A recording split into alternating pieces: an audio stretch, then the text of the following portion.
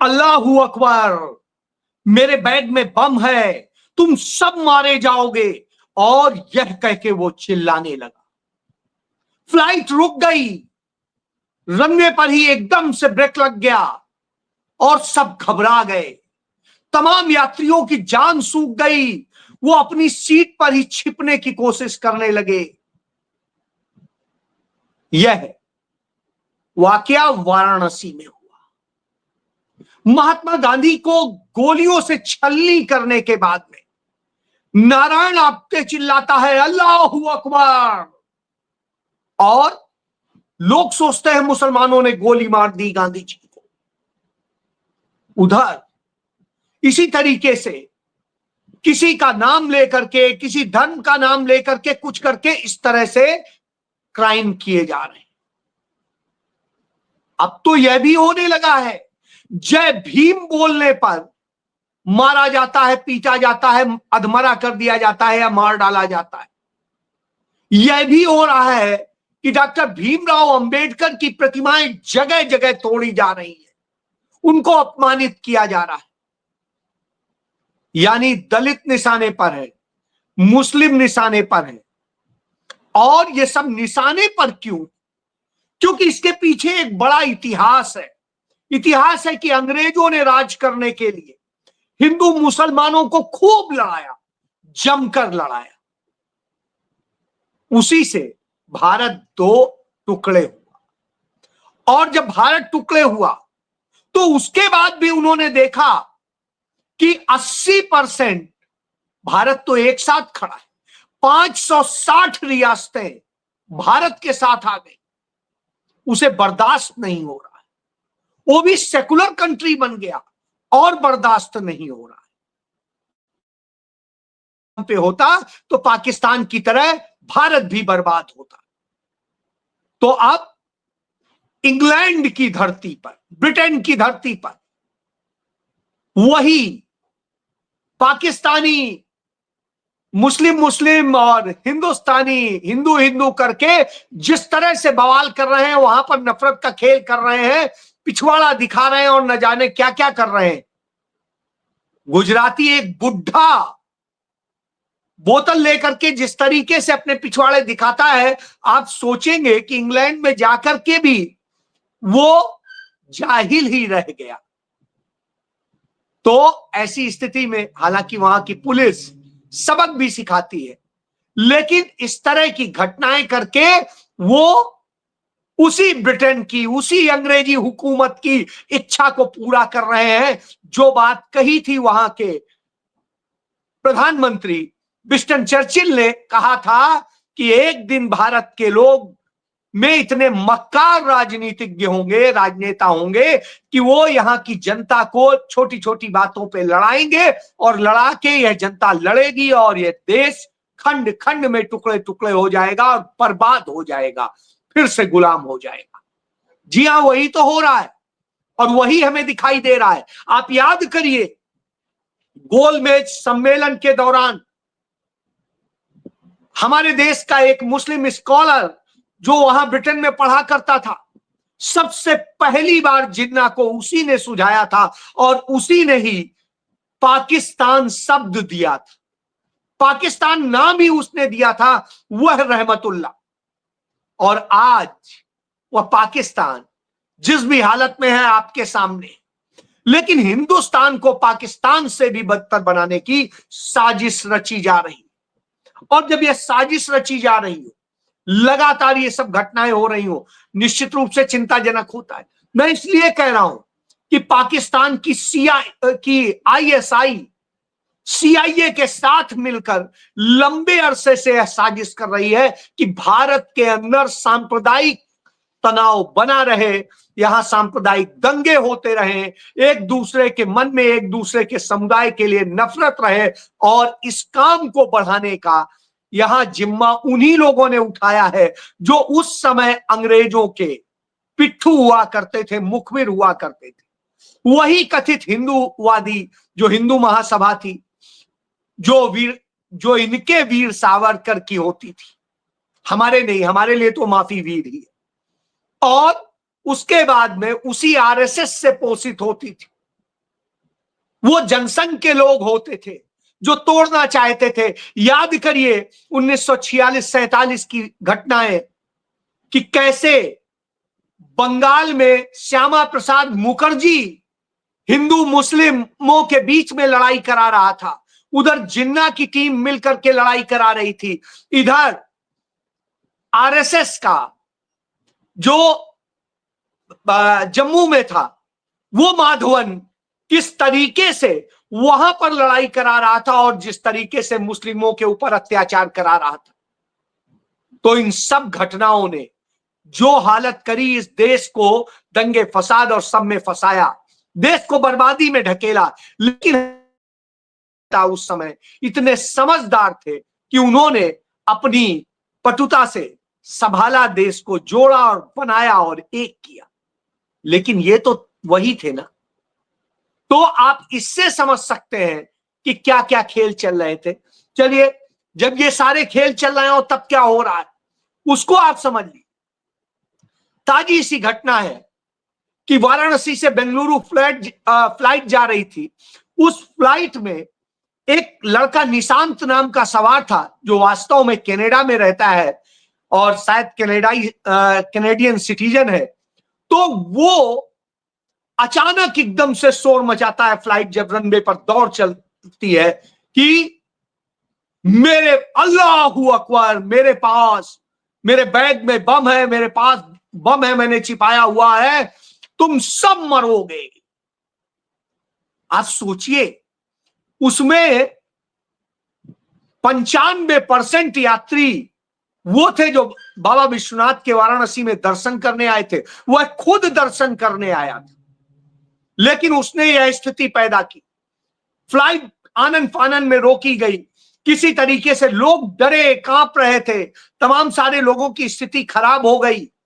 और ऐसी स्थिति में क्रूज ने किसी तरह से हिम्मत करके उसे पकड़ा तो वो नशे में था, उसको ले जाया गया और उसके बाद में फ्लाइट की चेकिंग और सब पूरी प्रक्रिया होते होते होते सुबह हो गई। पूरी रात फ्लाइट खड़ी रही, यात्री घबराए, बिल्कुल तमाम सारे लोगों की हालत खराब थी।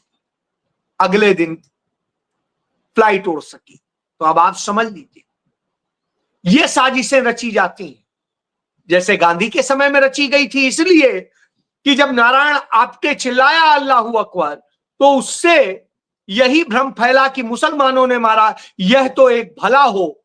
उस समय लॉर्ड माउंटबेटन का कि उन्होंने एकदम से बयान दे दिया, जबकि जांच पूरी नहीं हुई थी, कि मारने वाला हिंदू है। उससे यह लाभ मिला कि कम से कम वह दंगा नहीं भड़क पाया जिसको भड़काने की साजिश रची गई थी। पूरा खेल समझ सकते हैं। इसी तरीके से आप देखिए, अभी इलाहाबाद जो प्रयागराज हो गया है, वहां पर लश्करे तैयबा से जुड़ा हुआ एक व्यक्ति पकड़ा जाता है। और वो कौन होता है? वो कोई मुसलमान नहीं होता है, वो हिंदू होता है और आरएसएस से जुड़ा है, भाजपा से जुड़ा हुआ है। अब आप सोचिए, इसी तरीके से तमाम सारे अभी पकड़े गए। बहरहाल सरकार को सावधानी बरतनी थी, सरकार को करना था। तो सरकार क्या कर रही है? जुमले दे रही है। प्रधानमंत्री जुमले दे रहे हैं कि बख्शा नहीं जाएगा, ये नहीं किया जाएगा, वो नहीं किया जाएगा। हमें याद है उरी का जब आतंकी घटना हुई थी तब भी यही बात कही गई थी, जब पठानकोट हुई थी तब भी यही बात कही गई थी, और जब पुलवामा हुई तब भी यही बात कही गई, और उसके बाद अब भी यही कही जाती है। सिर्फ अभी की बात करें तो तीसरे टर्म में नरेंद्र मोदी को अभी साल पूरा नहीं हुआ है और 54 घटनाएं हो चुकी हैं, 54 आतंकी घटनाएं, 54। और उसके बाद में दर्जनों हमारे सैनिक मारे जा चुके हैं, दर्जनों हमारे नागरिक मारे जा चुके हैं और सैकड़ों घायल हुए हैं, सैनिक भी और सैकड़ों घायल हुए हैं नागरिक भी।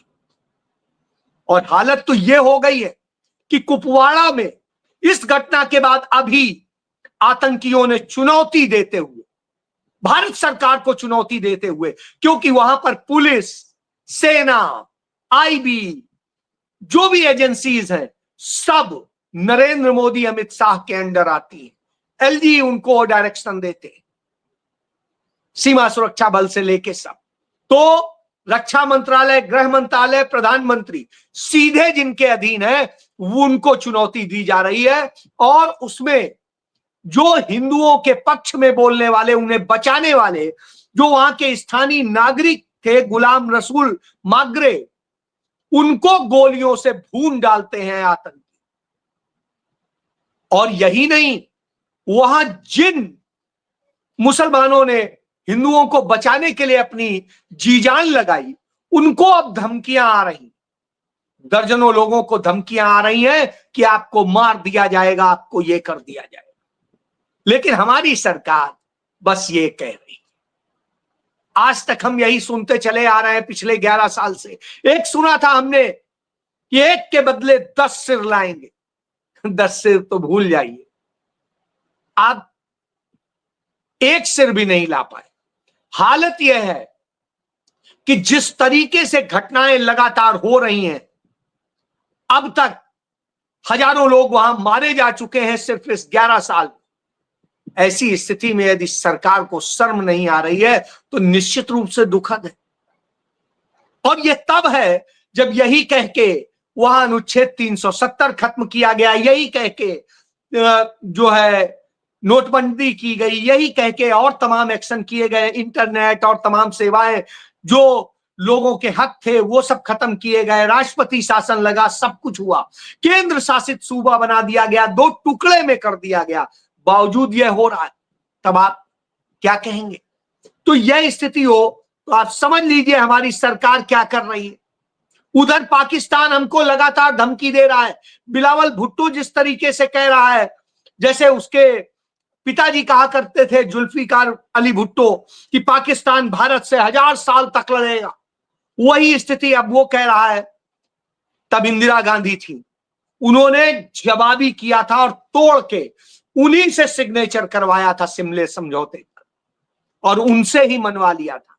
क्या आज किसी की हिम्मत है? नहीं है। आज तो किसे यदि सही बोलेंगी तो नेहा सिंह राठौर को धमकी दी जाएगी, यदि सही बोलेंगी प्रोफेसर मेडुसा तो उन्हें धमकी दी जाएगी, यदि सही कोई और बोलेगा तो उसे धमकी दी जाएगी। तो यह स्थिति है। क्या हम आंख मूंछ के बैठ जाएं, न बोले? इसका बहुत अच्छा जवाब दिया अतुल कुलकर्णी, जो एक फिल्म स्टार है, उन्होंने दिया। और वो इस दौर में मुंबई से पहलगांव पहुंचे और उन्होंने कहा हमारा कश्मीर है, हम तो आएंगे, बड़ी तादाद में आएंगे, जिसमें दम है वो रोक ले। हम चरमपंथियों की उसमें आने वाले नहीं हैं। और वो पहलगांव घूमने पहुंच गए और घूम रहे। इसी तरीके से पूना से 15 लोग 25 तारीख को पहुंच गए कश्मीर और कहा हम अपनी यात्रा नहीं रोकेंगे, हम आएंगे और पूरा घूमेंगे। आप में क्षमता नहीं है, हम आपके इसमें आने वाले नहीं। इसी तरह गुजरात की एक महिला ने कहा मुझे जाना तो आज ही रात था, लेकिन अब मैं 4 दिन और रुकूंगी और यह चुनौती दूंगी उन आतंकियों को कि हम बटने वाले नहीं हैं, यह हमारा है और कश्मीर हमारा ही रहेगा। तो यह स्थिति है। लेकिन केंद्र सरकार के ड्रामे देखिए, कहती है वीजा रद्द कर दिया, ये कर दिया, वो कर दिया। अब गोरखपुर में 5 पाकिस्तानी रह रहे, उन 5 पाकिस्तानियों को भी वापस जाना था। तो अब सरकार ने कहा नहीं, हम ये वाला वीजा नहीं रोकेंगे, राजनयिक वीजा नहीं रोकेंगे, बस हम आम नागरिकों वाला जो वीजा है वो रोकें। यानी आप समझिए, मरेंगे आम नागरिक, लड़ेंगे आम नागरिक, सब कुछ होगा आम नागरिक, लेकिन खास के वीजा पे कोई फर्क नहीं पड़ेगा जो वास्तव में खतरा बनते हैं। यानी एजेंडा समझिए, हमले इस देश के अंदर, इस देश के मुसलमानों पर होंगे। गाजियाबाद में एक रेहड़ी चलाने वाला, वो जो फेरी लगाने वाला था, वो अपनी उससे जा रहा था और अपनी फेरी के लिए, तो उसको रोककर आधा दर्जन युवक उसे बुरी तरह पीटते हैं, धमकाते हैं और कुछ करते हैं और पाकिस्तानी बताने लगते हैं। इसी तरीके से और तमाम जगह घटना हो रही है। अंबाला में मुस्लिम्स की छोटी छोटी दुकानों पर कथित हिंदूवादियों ने, जो भाजपाई हैं, उन्होंने हमला बोल दिया, तोड़फोड़ कर दी, सब कुछ कर दिया। अरे ये तो नुकसान आप भारत का ही कर रहे हो, भारत का ही वो है, लेकिन आप कर रहे हैं क्योंकि नफरत फैलानी है, नफरत फैल नहीं रही है।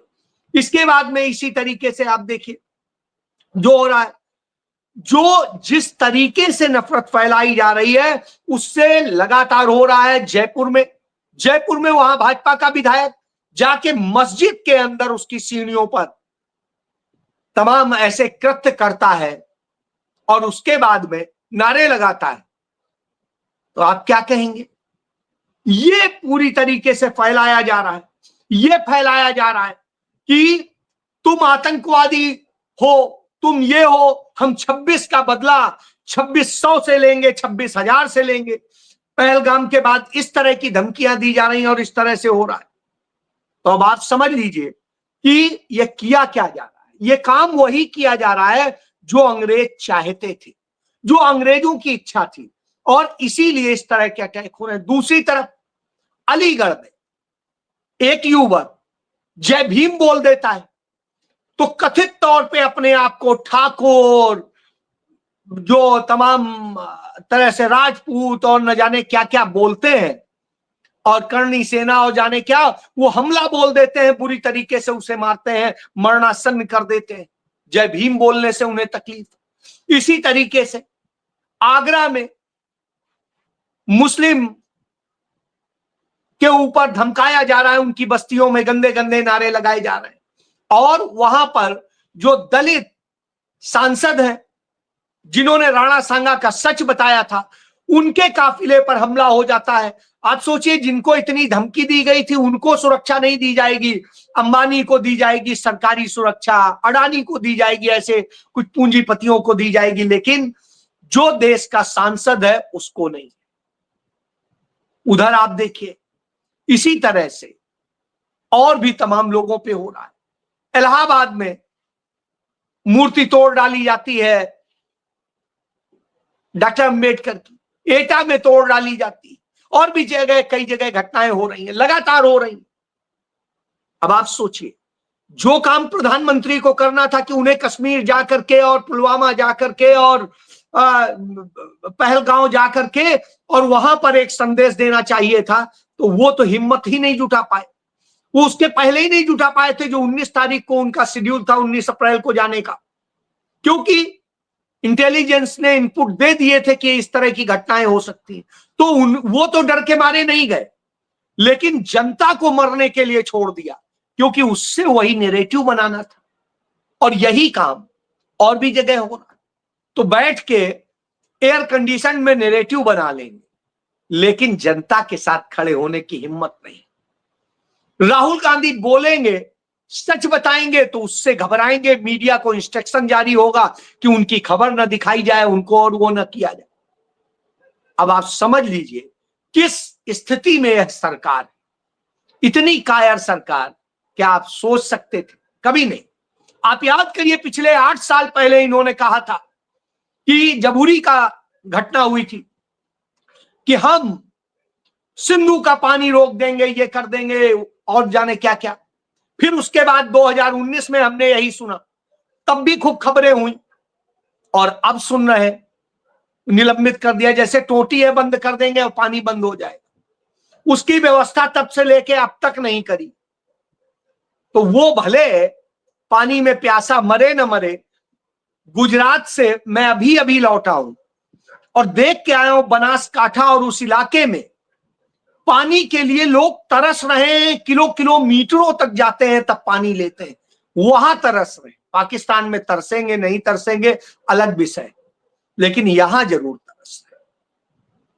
तो अब आप सोचिए कि किस हालत में इन्होंने देश को कर दिया है, और आप इसमें फंस के पाकिस्तान और इंग्लैंड की, अंग्रेजों की इच्छा पूरी कर रहे हैं।